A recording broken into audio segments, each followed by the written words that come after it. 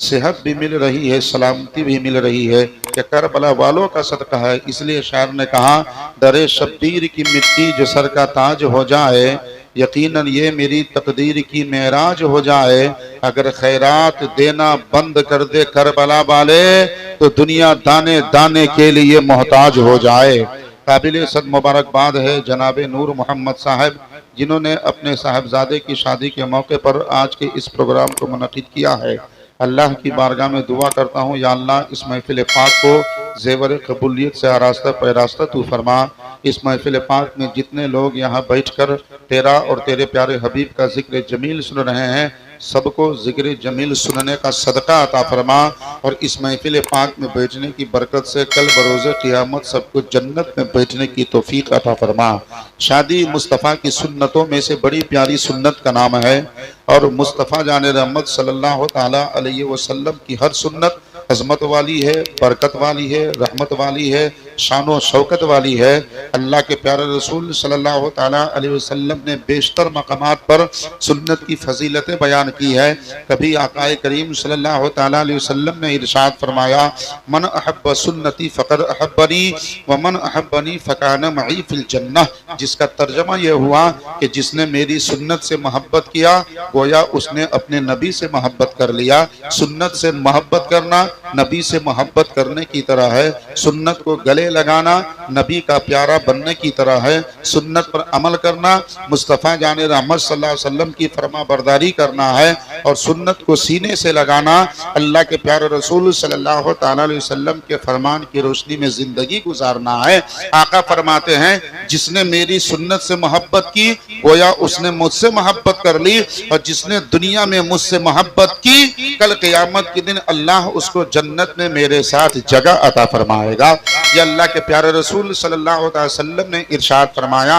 इसलिए हर सुन्नत का दामन थामना चाहिए, हर सुन्नत को गले से लगाना चाहिए, हर सुन्नत को मजबूती से पकड़ना चाहिए, और हर सुन्नत की अजमत और रहमत और बरकत से खुद को माला माल करना चाहिए। एक मकाम पर अल्लाह के प्यारे रसूल सल्लल्लाहु ताला अलैहि वसल्लम ने सुन्नत की अजमत और फजीलत को बयान करते हुए इरशाद फरमाया, मन तमस्सका बिसुन्नती इंदा फसाद उम्मती फलहु अजरो में अते शहीद। आका फरमाते हैं, ए लोगों, जिसने मेरी सुन्नत को फसाद उम्मत के वक्त जिंदा रखा, यानी जब उम्मत के दरमियान तबाही मची हो, जब उम्मत के दरमियान फसाद मचा हो, जब लोगों ने सुन्नतों पे अमल करना तर्क कर दिया हो, आका फरमाते हैं ऐसे माहौल में जिसने मेरी सुन्नत को जिंदा किया और मेरी सुन्नत के दामन को थामे रखा, फलहु अजरो में अते शहीद, तो अल्लाह तबारक व तआला उस सुन्नत पर अमल करने वाले को 100 शहीदों का सवाब अता फरमाएगा।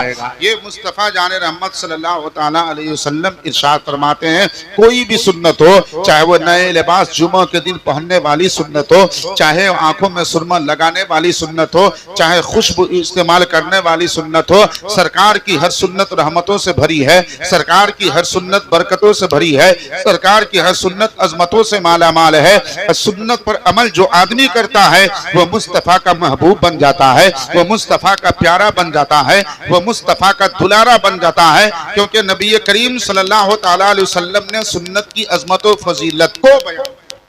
और शादी तो ऐसी सुन्नत है जो रहमत वाली भी है, बरकत वाली है, बल्कि इस सुन्नत की वजह से अल्लाह तबारक व तआला एक शख्स के दिल में दूसरे की मोहब्बत को डाल देता है। शादी उस सुन्नत का नाम है जो दो खानदान को एक कर दिया करती है। शादी उस सुन्नत का नाम है जो दो दिलों को एक कर दिया करती है। शादी उस सुन्नत का नाम है जो दरमियान से अजनबियत को खत्म कर दिया करती है। शादी उस सुन्नत का नाम है जिसकी वजह से एक शख्स का प्यार दूसरी औरत के दिल में और उसकी मोहब्बत उस शख्स के दिल में जागुजी हो जाया करती है। ऐ मुसलमानों, आपने अंदाजा फरमाया होगा, इस जमाने में भी कोई लड़का ऐसा होता है जो शादी से पहले अपनी बीवी के चेहरे को नहीं देखा होता, जो शादी से पहले अपनी बीवी से बातचीत नहीं किया होता है, जो शादी से पहले अपनी बीवी से मुलाकात नहीं किया होता है, जो शादी से पहले अपनी बीवी से हम कलामी नहीं किया होता है। इस जमाने में भी ऐसे लड़के हैं जो शादी शादी से पहले अपने होने वाली शरीके हयात को नहीं देखा होता है,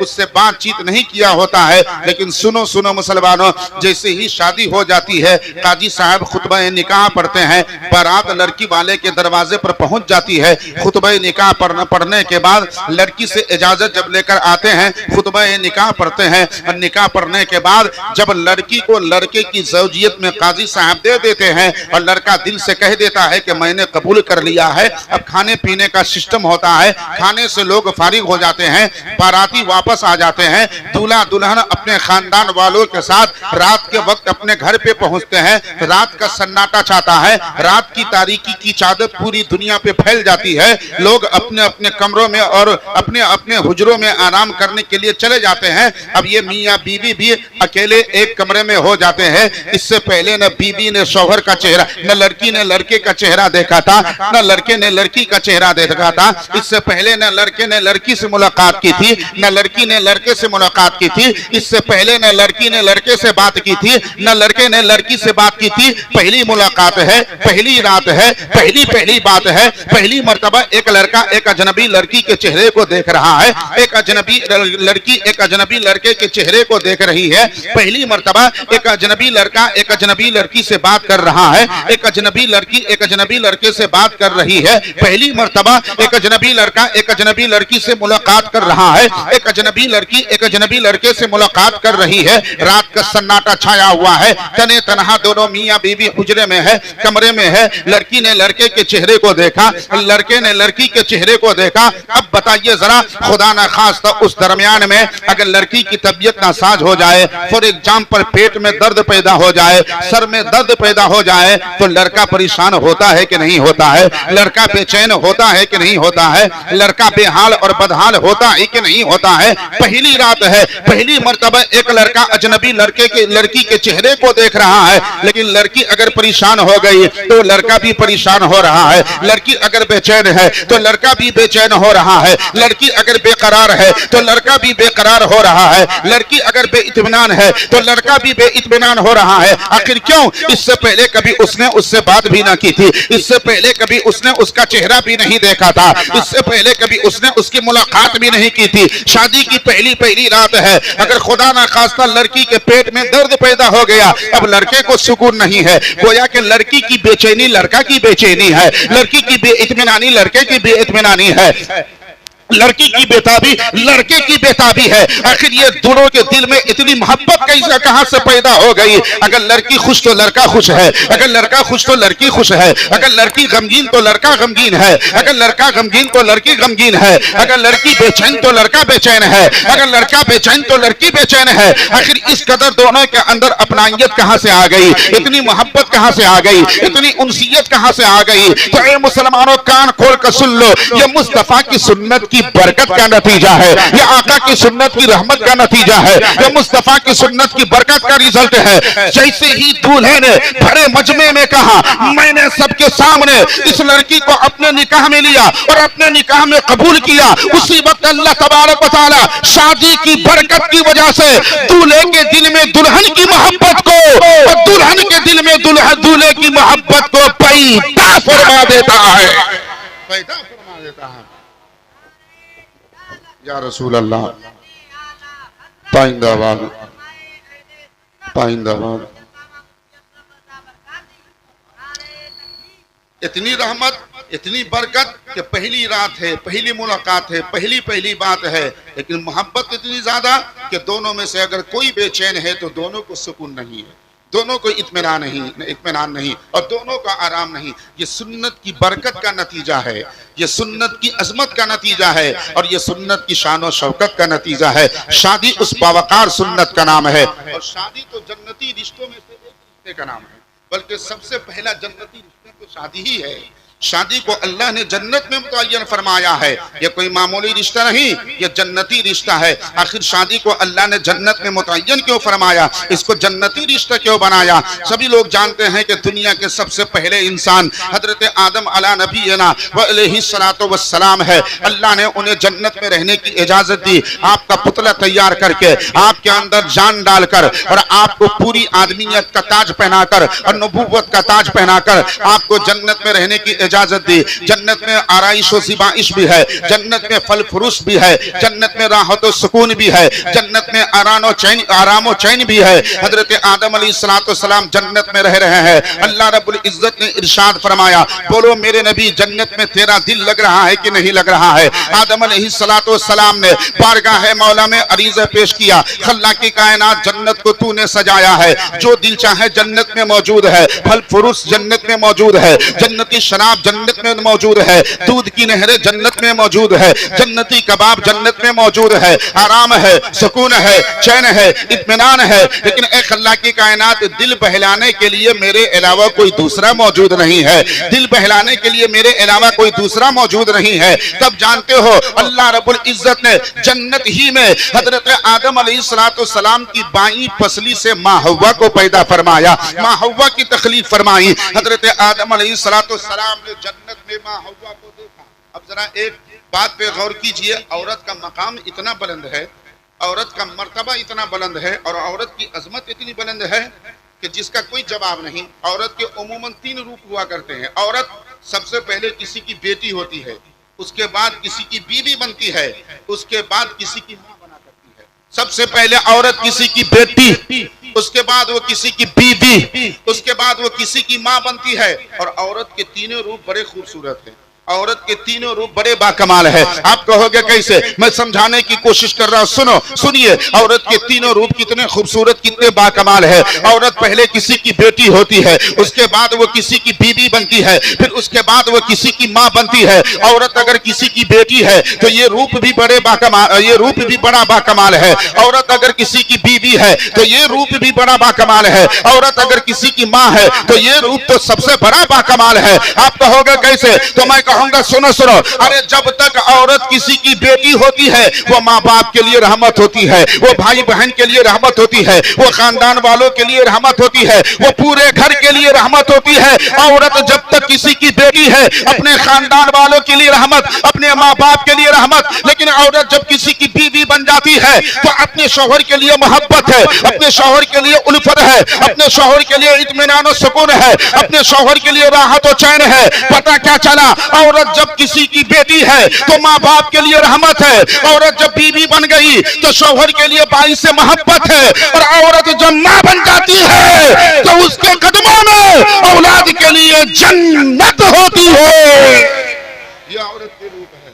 अल्लाह या रसूल अल्लाह जिंदाबाद पाइंदाबाद। अल्लाह कितने खूबसूरत, इतने बड़ा, इतना ऊंचा मकाम, इतना ऊंचा मर्तबा।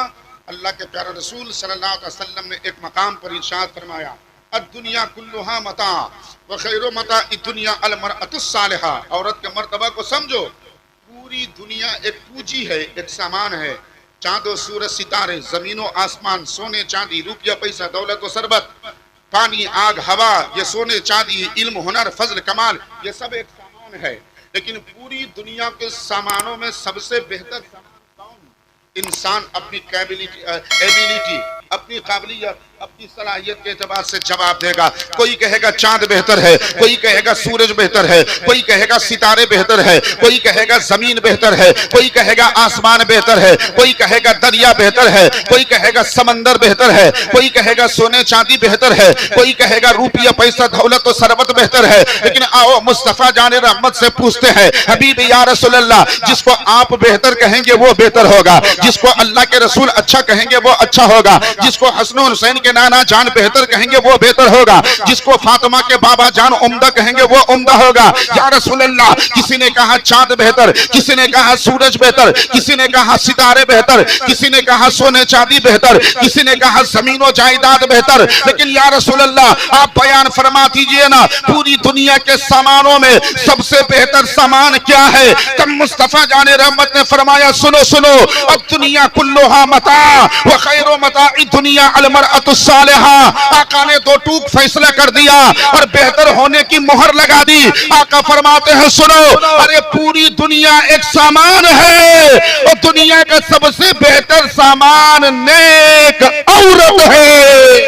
ये आका ने इरशाद फरमाया, दुनिया का सबसे बेहतर सामान नेक औरत। इतना ऊंचा मकाम, इतना ऊंचा मर्तबा, फिर भी अल्लाह ने जन्नत में हजरत आदम की बाई पसली पे औरत को पैदा फरमाया। आपने कभी गौर किया अल्लाह ने दाई पसली से क्यों नहीं पैदा फरमाया? क्योंकि दाई पसली तो बाई पसली से बेहतर है। हर दाई चीज, दाई तरफ वाली चीज बाई तरफ वाली चीज से बेहतर। दाया हाथ बाएं हाथ से बेहतर, दाया पैर बाएं पैर से बेहतर, दाया कान बाएं कान से बेहतर, दाई आंख बाईं आंख से बेहतर। हर दाई चीज बाई चीज से अफजल होती है। जब दाया हाथ बाएं हाथ से अफजल, जब दाया पैर बाएं पैर से बेहतर, जब दाया कान बाएं कान से बेहतर, जब दाई पसली बाई पसली से बेहतर, तो औरत भी तो सबसे बेहतर जात का नाम है। तो फिर अल्लाह ने औरत को आदम की बाई पसली से क्यों पैदा फरमाया जन्नत में? दाई पसली से क्यों नहीं पैदा फरमाया? एक सवाल जहन में आ सकता है, क्यों नहीं पैदा फरमाया? तो सुनिए, दुनिया में अनगिनत मज़ाहिब है, बेशुमार मज़ाहिब है। अल्लाह रब्बुल इज्जत ने के नजदीक तो मजहब इस्लाम ही मजहब है, लेकिन सुनो, और मज़ाहिब के मानने वालों का ख्याल अलग अलग है, और मज़ाहिब के मानने वालों का कानून अलग अलग है। अब सुनो, किसी ने कहा औरत सर का ताज है, किसी ने कहा औरत पांव की जूती है। यहूदियत भी एक मजहब है, ईसाइयत भी एक मजहब है। यहूदियत के मजहब के यहूदी मजहब मानने वाले यहूदी मजहब के पैरोकार कहते हैं कि औरत सर का ताज है, और यहूदी मजहब के पैरोकार कहते हैं कि औरत पांव की जूती है। ईसाई मजहब के पैरोकार कहते हैं कि औरत सर का ताज है। लेकिन सुनो, अल्लाह रब्बुल इज्जत ने औरत को जन्नत में हजरत आदम की बाई पसली से पैदा क्यों फरमाया? सभी लोग जानते हैं कि हर इंसान का दिल उसके सीने में बाईं तरफ होता है। हर इंसान का दिल उसके सीने में बाईं तरफ होता है। अब बाईं तरफ दिल होता है और अल्लाह ने औरत को भी बाईं तरफ पसली से पैदा फरमाया। इसमें एक सवाल का जवाब है।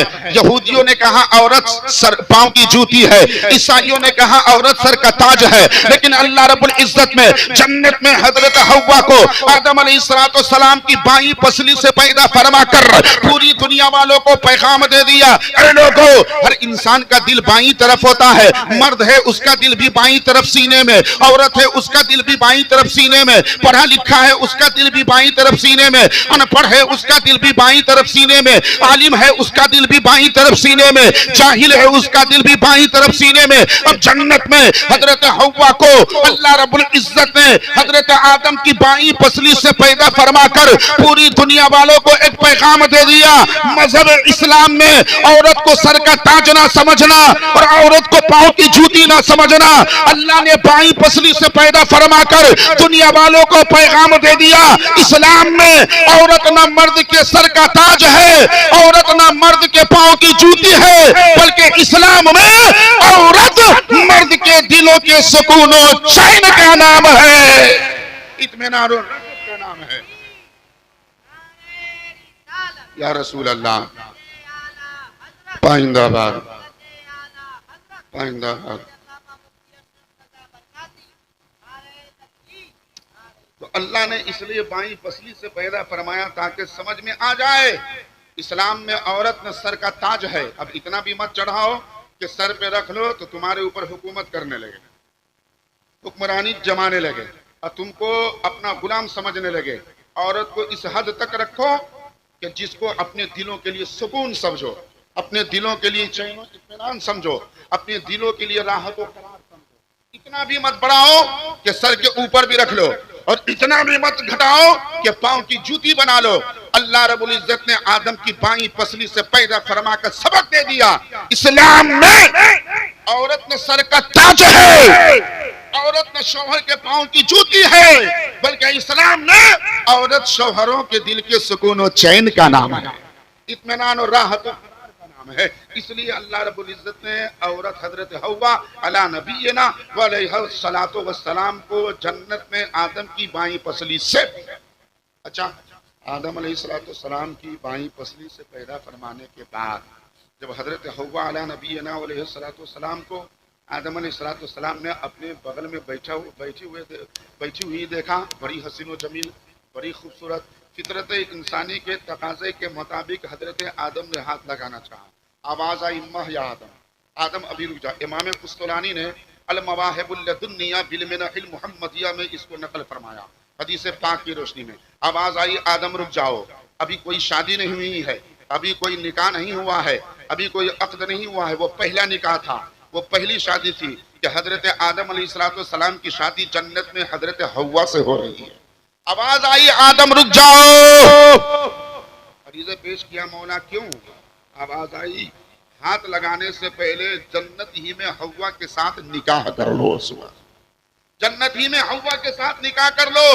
ये कोई निकाह मामूली चीज नहीं है कि निकाह करने के लिए जमीन पर आदम को अल्लाह ने भेज दिया। आदम अलैहिस्सलाम से इरशाद फरमाया अभी हाथ मत लगाओ, जब तक तुम्हारी बीवी नहीं बनेगी तुम हाथ नहीं लगा सकते, तुम्हारी शरीक हयात नहीं बनेगी तुम हाथ नहीं लगा सकते, तुम्हारी जीवन साथी नहीं बनेगी तुम हाथ नहीं लगा सकते, तुम्हारी वाइफ नहीं बनेगी तुम हाथ नहीं लगा सकते।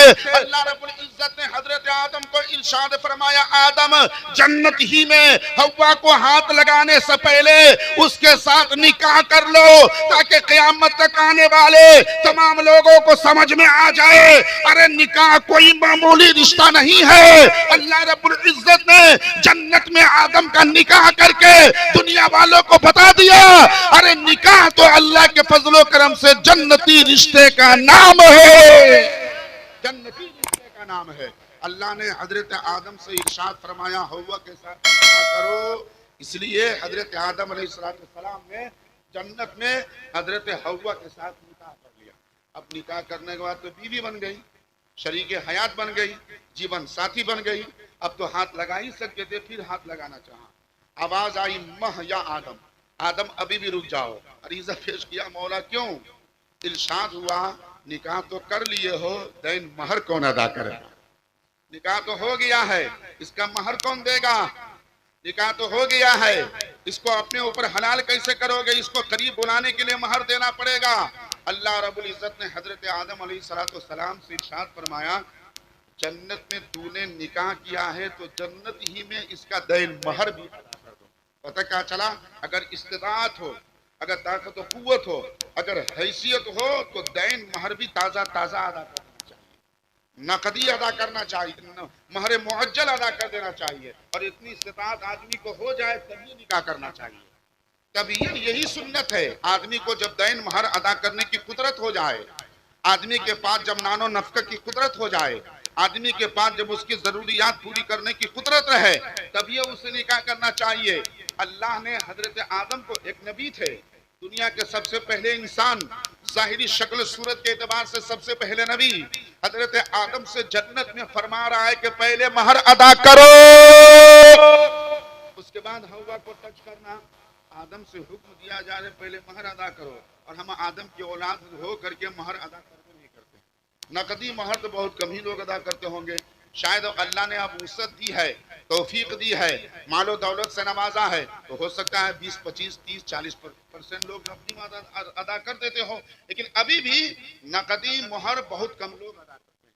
अल्लाह ने इरशाद फरमाया आदम निकाह तो कर लिया, महर कौन अदा करेगा? महर भी हव्वा का अदा करो।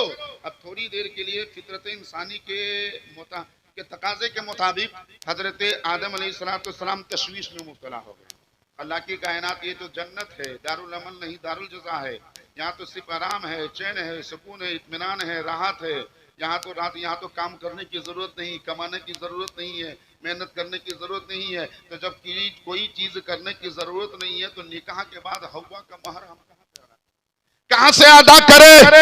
हव्वा का महर जन्नत में। अब अल्लाह रब्बुल इज्जत ने सुनो क्या इरशाद फरमाया। आदम अलैहिस्सलाम से इरशाद फरमा रहा है आदम निकाह तो तूने कर लिया, बीवी तूने अपनी बना ली है, शरीक हयात तूने अपनी बना ली है, अपनी जीवन साथी तूने बना लिया है। अब जन्नत ही में निकाह करने के बाद इसका महर भी अदा कर दो। आदम अलैहिस्सलाम ने अरीज़ा पेश किया, अल्लाह की कायनात हमारे पास कुछ नहीं है, न दिरहम व दीनार है, न सोने चांदी है, न अशरफी है, न दौलत और सरबत है। अब जन्नत में हम महर कहां से अदा करें?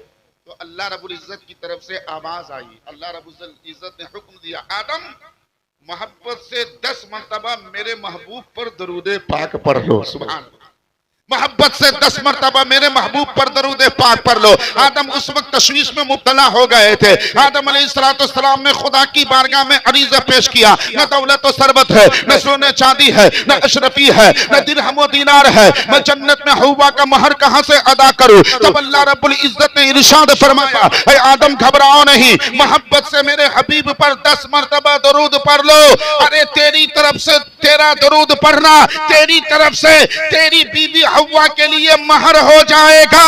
आदम अलैहिस्सलाम ने जन्नत में मेरे महबूब पर 10 मरतबा दरूद पढ़ा और दुनिया का पहला महर हजरत आदम अलैहिस्सलाम ने दरूद पाक के जरिए अदा कर दिया। दरूद पाक के जरिए अदा कर दिया। और या रसूल अल्लाह, पाइंदाबाद पाइंदाबाद, अल्लाह अकबर।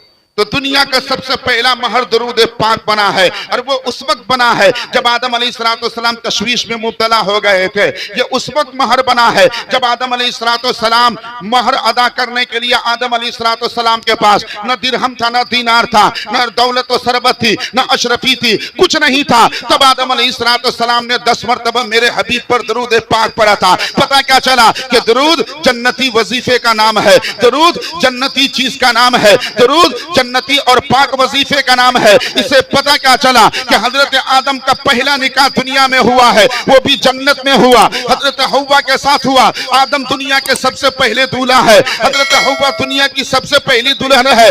दुनिया जन्नत में सबसे पहले दैन महर दरूद पाक के जरिए अदा किया गया है। ऐ लोगों, पता क्या चला, दरूद इंसान की परेशानी को खत्म करता है, दरूद इंसान की बेचैनी को दूर करता है, दरूद इंसान की कमाई में रोजी में बरकत पैदा करता है, दरूद इंसान की बेबरकती को खत्म करता है, दरूद आपस में इत्तेफाक पैदा करता है, दरूद औलाद नाफरमान को फरमा बरदार बना देता है, दरूद इंसान के मकाम और मर्तबा को बुलंद करता है, दरूद इंसान के दर्जा को बुलंदी अता करता है। इसलिए हम सुन्नी मुसलमान नमाज फजर हो उसके बाद भी दरूद पढ़ते हैं, नमाज जोहर हो उसके बाद भी दरूद पढ़ते हैं, नमाज इशा हो उसके बाद भी दरूद पढ़ते हैं, नमाज असर व मगरिब हो या नमाज जुमा हो या मिलाद की महफिल हो या जलसे जुलूस की महफिल हो, उसके बाद भी मोहब्बत से सीना ठोक कर मुस्तफा जान रहमत की बारगाह में कहते हैं, ऐ शहंशाह मदीना अस्सलातु वस्सलाम, ज़ीनत अर्शे मौला अस्सलातु वस्सलाम, मोमिनों पढ़ते रहो तुम अपने आका पर दुरूद, ऐ फरिश्तों का वजीफा अस्सलातु वस्सलाम। अरे बुत शिकन मक्के में आए, मुंह के बल बुत गिर पड़े, झूम कर कहता तकाबा अस्सलातु वस्सलाम, रब्बे हबली उम्मती कहते हुए पैदा हुए। रब ने फरमाया कि बख्शा अस्सलातु वस्सलाम, और मैं वो सुन्नी हूँ जमीले कादरी मरने के बाद मेरा लाशा भी पड़ेगा अस्सलातु वस्सलाम। वो दरूद था जिसके जरिए आदम अलैहिस्सलाम ने जन्नत में अपना महर हजरत हव्वा को अदा फरमाया था। इसलिए हमको आपको अपने आप पर रश्क करना चाहिए कि अल्लाह ने दरूद व सलाम का हिस्सा सुन्नियों को दे दिया। सुन्नी मुस्तफ़ा जाने रहमत की बारगाह में दरूद पाक का नजराना पेश करते हैं। तो शादी जन्नती रिश्ता है, लिहाजा इस रिश्ते को पाकीज़ा रखिए, बावकार रखिए, मुक़द्दस रखिए और इस रिश्ते को की पाकीज़गी को खत्म करने की कोशिश न करें। अल्लाह तबारक व तआला की बारगाह में दुआ करता हूँ कि अल्लाह पाक अपने हबीब पाक सल्लल्लाहु अलैहि वसल्लम के तुफैल हम तमाम लोगों को नेक बात पर अमल करने की तौफीक खैर अता फरमाए, ताकि हयात सरात मुस्तकीम पर चलने और उस पर गामजन रहने की तौफीक खैर अता फरमाए। कुरान पाक में अल्लाह पाक इरशाद फरमाता है, हुन्ना लिबासुल लकुम व अंतुम लिबासुल लहुन्ना, ऐ लोगों तुम्हारी बीवियां तुम्हारे लिए लिबास हैं और तुम अपनी बीवियों के लिए लिबास हो। और लिबास का एक काम छुपाना भी होता है, पर्दा डालना भी होता है, गंदी चीजों को ढांप लेना भी होता है। अल्लाह ने कुरान में फरमाया तुम्हारी बीवियां तुम्हारे लिए लिबास। अल्लाह ने बीवियों को शौहरों के लिए लिबास क्यों कहा और शौहरों को बीवियों के लिए लिबास क्यों कहा? तो आपको मालूम होना चाहिए जहां लिबास इनको इंसान पहनता है, ज़ेब तन करता है, उससे खूबसूरती हासिल करता है, वही लिबास इंसान की गंदी चीजों पे पर्दा डाल देता है। लिबास इंसान के जिस्म को ढांप लेता है, लिबास इंसान के जिस्म को छुपा देता है। पता क्या चला कि लिबास का एक काम ढांपना भी है, लिबास का एक काम छुपाना भी है, लिबास का एक काम पर्दा डालना भी है। अल्लाह ने कुरान पाक में औरतों को यानी बीवियों को शौहरों के लिए लिबास और शौहरों को बीवियों के लिए लिबास इसलिए करार दिया है ताकि लोगों को मालूम हो जाए कि कुरान पाक की रोशनी में अच्छा शौहर वो है जो अपनी बीवी की कमी कमजोरी को छुपा लिया करे, और अच्छी बीवी वो है जो अपने शौहर की कमी कमजोरी को छुपा लिया करे। वो अच्छा शौहर, वो अच्छी बीवी है। थोड़ी थोड़ी बात को लेकर के शौहर को ढिंढोरा नहीं पीटना चाहिए, अपनी बीवी के ऐब को लोगों के सामने बयान नहीं करना चाहिए, उसकी कमी को लोगों के सामने जाहिर नहीं करनी चाहिए। ठीक इसी तरह थोड़ी थोड़ी बात को औरतों को भी चाहिए कि अपने शौहर के थोड़े मोरे छोटी छोटी बातों को अपने सहेलियों के दरमियान रख करके अपने शौहरों का मजाक ना उड़ाए। अल्लाह तबारक व तआला हमारे भाइयों को हजरत अली की सीरत का सदका अता फरमाए, हमारी माओ बहनों को हजरत फातिमा ज़हरा रज़ियल्लाहु तआला अन्हा की सीरत का सदका अता फरमाए। वमा तौफीकी इल्ला बिल्लाह व आखिरु दअवाना अल्हम्दुलिल्लाहि रब्बिल आलमीन वमा अलैना इल्लल बलागुल मुबीन। अस्सलामु अलैकुम व रहमतुल्लाहि व बरकातुहू।